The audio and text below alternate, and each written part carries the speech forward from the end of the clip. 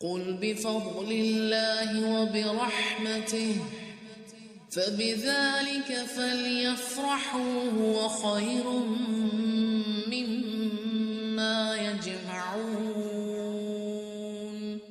سورت کی آخری آیتوں میں سے خوبصورت مضمون والذین جاہدوا فینا لنہدینہم سبلنا وان اللہ لمع المحسنین۔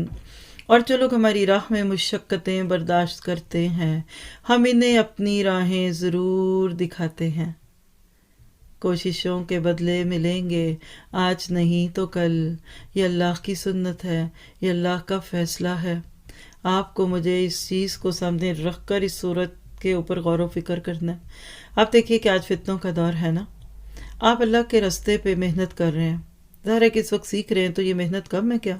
فوکس کرنا چاہتے ہیں، نیند آتی ہوگی، کمر تھکتی ہوگی، نظر گھبرا جاتی ہے، لکھ نہیں پا رہے، ابھی آدھا لکھا تو میں آگے بولنے لگ گئی، تو آپ کی یہ ساری مشقتیں اللہ قبول کرے گا۔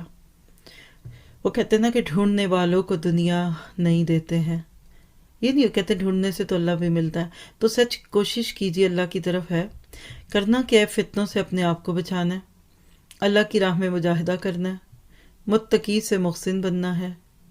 اللہ تعالیٰ اپنی طرف آنے والوں کا راستہ آسان کر دیتے ہیں، اور اللہ تعالیٰ بہترین قدردان ہے اللہ تعالیٰ بہترین قدردان ہے اور محسنین کے ساتھ ہے۔ اس کو بھی ذرا دیکھیں کہ محسن بنیں گے تبھی اللہ کا یہ ساتھ ملے گا نا۔